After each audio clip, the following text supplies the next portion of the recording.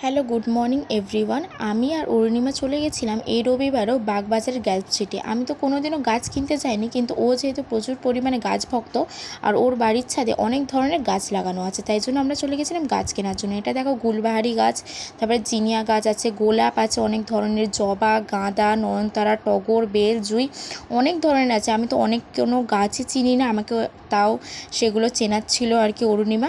আর ভিতরে অন্যান্য জিনিস, পশু পাখি সব কিছুই পাওয়া যায়, তোমরা দেখতে পারো।